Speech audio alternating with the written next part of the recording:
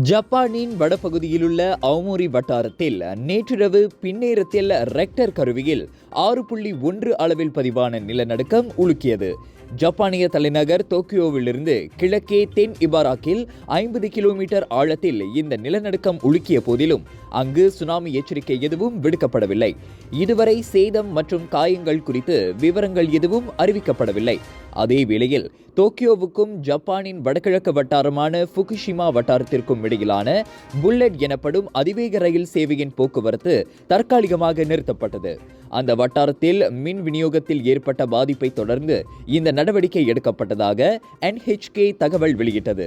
இதனிடையே நிலநடுக்கத்தினால் இபாராக்கில் உள்ள தோக்காய் டைனியில் உள்ள அணு உலை நிலையத்திற்கு எந்த ஒரு பாதிப்பும் ஏற்படவில்லை என அணு உலை வாரியத்தின் அதிகாரி ஹிரோயுகி சனடா தெரிவித்தார்.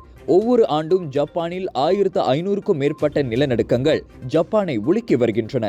உலகின் நிலநடுக்க பேரிடர்களில் 18 விழுக்காடு ஜப்பானில் ஏற்பட்ட போதிலும் அவை பெரும்பாலும் மிதமான அளவை கொண்டதாக தெரிவிக்கப்பட்டுள்ளது.